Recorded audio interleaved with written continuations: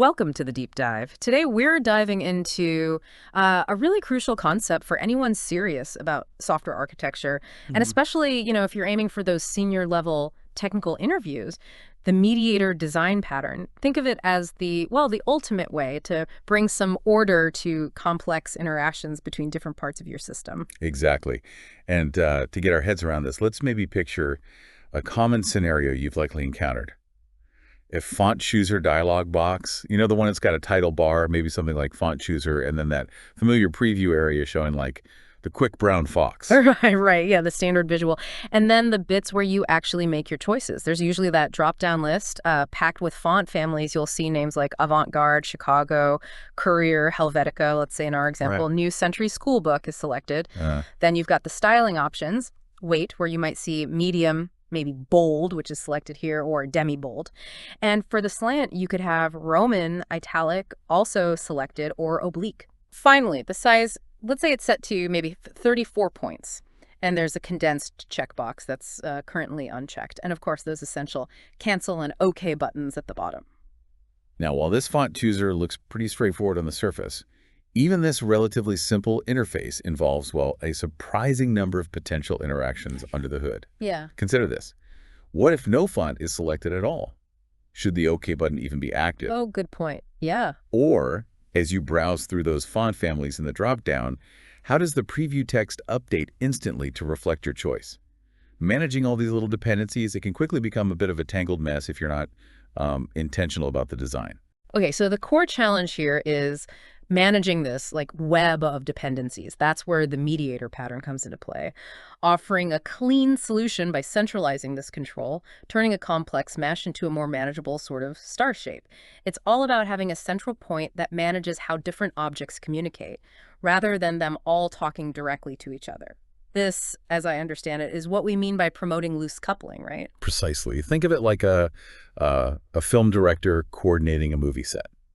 The actors aren't telling the camera operators where to position the camera, and the lighting crew isn't instructing the actors on their blocking. Everyone takes direction from one central figure. Uh-huh. In our font dialog analogy, a font dialog director object would act as that central coordinator. It's aware of all the individual parts, the list box, the text entry field, the buttons, and it orchestrates their interactions, serving as the single point of communication. So let's maybe walk through a typical user interaction with this in mind. Say, I'm in the font list and I click on Avant-Garde. What happens behind the scenes with this mediator pattern actually at work? Let's think about this from a timeline of events, like what a sequence diagram would show. Right, okay. First, the application the client initiates the dialog, probably by calling a show dialog method on our font dialog director. That's what makes the font chooser window pop up. Now, when you select Avant-Garde in the font list box, it's called a list box, the list box doesn't directly try to update the preview text or, enable the OK button itself. Okay. Instead, it notifies the font dialog director that something has changed. It does this by calling a method like widget changed, and it usually passes a reference to itself, the list box, so the director knows who triggered the change. Got it. So the list box basically just raises its hand and says, hey, director, I've changed. Exactly. That's a good way to put it. The font dialog director then needs to figure out the implications of this change for the rest of the dialog. It might ask the A-list box what the new selection is by calling, say, get selection. Uh-huh. Once it knows it's avant-garde, the director, understanding that the entry field displaying the selected font needs to be updated, will then call set text on that entry field, we called it an entry field before, passing the string avant-garde. Right. The really crucial thing to note here is that the A-list box and the entry field never communicate directly. The font dialog director handles all the coordination and the flow of information. That makes perfect sense. It keeps things cleaner. Now, let's look at the structural elements that make this possible, like the blueprints of the system.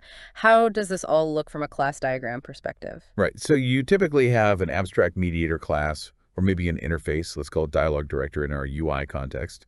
This defines a general interface for how the different components, our UI elements, which we call colleagues, can communicate with the central mediator. Okay, a contract, basically. Exactly, the contract. Then you have a concrete mediator, like our font dialog director, which implements this dialog director interface.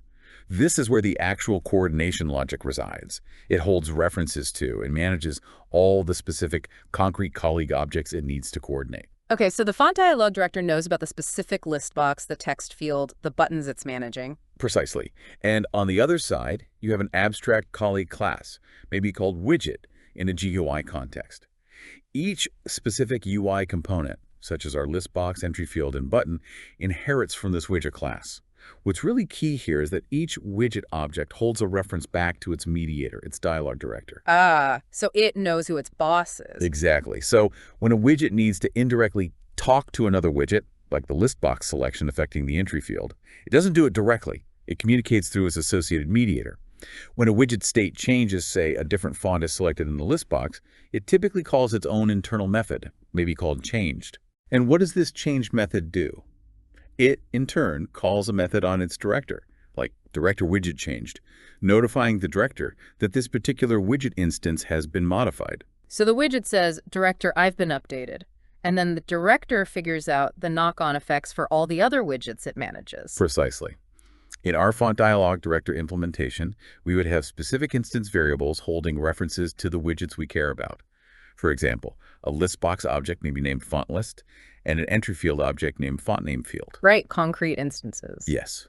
And the font dialog director would typically override an abstract method, perhaps create widgets, which is responsible for actually creating and setting up all the UI elements when the dialog is first shown.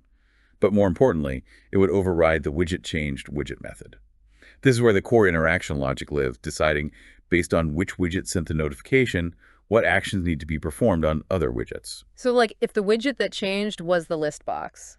Exactly. The logic would say, okay, if the change widget is the font list, then get the selection from font list and call set text on font name field. Yeah. If the change widget was, say, the bold button, maybe update the preview text style and so on. And how do these objects relate to each other when the program is actually running? What does that look like in memory? Yeah, picture a central concrete mediator object, our font dialog director instance, sitting there in memory. This object holds references, like pointers or object references, to multiple instances of concrete colleague objects, the specific list box entry field button objects. Okay. And crucially, each of these colleague objects also holds a reference pointing back to that same concrete mediator instance.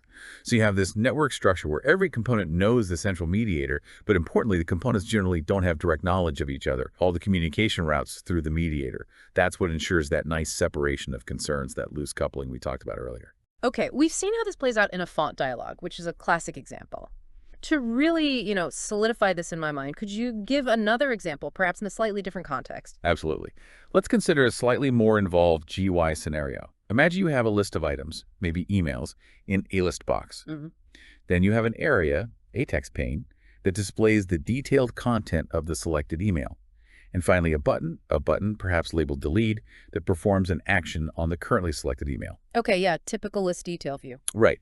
In a system using the mediator pattern, you might have a class called Email View Manager, acting as the concrete mediator. Each of these UI components, the list box, the text pane, and the delete button, would have an owner property or maybe a mediator reference pointing back to that single Email View Manager instance. Uh-huh. And the Email View Manager itself would maintain references to each of these components it knows about: email list, email content pane, delete button. Now, when a user selects an email in the A list box, the list box notifies its owner, the Email View Manager, about this selection change event. Right, using that widget changed mechanism or something similar. Exactly. The Email View Manager then receives this notification, understands it came from the list box, retrieves the selected email's ID or data, and then tells the ATEX pane to update its content with the details of that selected email. It might also check if an item is actually selected, and then enable or disable the delete button accordingly. Ah. Okay. Again, the key is that the A-list box, the ATEX pane, and the A button don't need to know anything about each other's specific implementations or even existence. They just communicate with their central coordinator, the Email View Manager. That makes a lot of sense. It really highlights the decoupling. So the mediator pattern isn't limited to just graphical user interfaces then. Where else might we encounter this kind of centralized coordination? Is it broader than UI? Oh, absolutely. You're spot on. Its applicability extends well beyond just UIs. Think about an automated home system, maybe. You could have various devices, an alarm, a coffee pot, maybe a calendar application interface, and a sprinkler system, all designed to interact to create a more convenient living environment, right? Yeah, the smart home dream. Exactly. Now imagine trying to define all the rules for how these devices should communicate without a central mediator. The alarm clock might need to tell the coffee maker when to start brewing, but perhaps only on weekdays it needs to check the calendar. The sprinkler system should probably not run if the calendar indicates a high chance of rain, or maybe if someone is scheduled a shower during that time. The alarm might need to sound earlier on certain days, again, dictated by the calendar. Wow, I can immediately see so that could become incredibly complex and just, yeah, difficult to manage. You'd end up with each device needing to have really intricate knowledge of the states and rules of all the other devices. It sounds like a nightmare. Precisely. In such a tightly coupled system, each component's event, handling logic, maybe an on-event method or similar, might involve directly checking the state of and calling methods on numerous other components. For instance, the alarm's on-event handler might need to directly interact with the calendar, maybe the sprinkler, and the coffee pot. Similarly, the calendar's event handling would also need to be aware of all the others to push updates or check conditions. This kind of direct many-to-many dependency makes the system very brittle and incredibly difficult to maintain or change. Adding a new device, like smart blinds or modifying an existing rule, could ripple changes across multiple components. So the mediator pattern steps in to simplify this mess. Exactly. By introducing a mediator, what's called a home automation mediator, each individual appliance becomes much, much simpler. They only need to be aware of the mediator itself. When their state changes, for example, the alarm is triggered. They simply notify the mediator, hey, I just went off. And they also need to be able to respond to commands from the mediator. Okay, coffee pot, start brewing now. The home automation mediator then encapsulates all the complex coordination logic for the entire system. So when the alarm goes off, the mediator receives that event, maybe consults the calendar to determine if it's a weekday, perhaps checks an external weather service, which the mediator also interacts with, to decide if the sprinkler should be suppressed, and then it instructs the coffee pot to begin brewing. Right. All the logic is in one place. Yes. The individual appliances are now nicely decoupled from each other. The central mediator handles all the orchestration. If you need to add a new rule, don't run sprinklers if the window's open, or integrate a new appliance, turn on the lights when the alarm goes off, you primarily interact with and modify the mediator, minimizing changes to the existing, simpler appliance components. Okay, this is making the benefits really, really clear. So for someone like me, preparing for a senior software engineering interview, why is understanding the mediator pattern so important? What are the key advantages I should really be ready to discuss? Well, first and foremost, I think it demonstrates a strong grasp of fundamental design principles, particularly the principle of loose coupling. That's something highly valued in senior roles.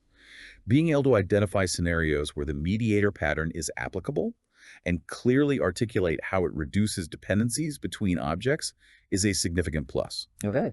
You should also be able to explain how it centralizes complex communication logic. This makes the overall system easier to understand, easier to maintain, and easier to evolve over time. Instead of that tangled web of many-to-many relationships, you establish clearer one-to-many relationships between the mediator and his colleagues. Right. Simpler interactions. Exactly.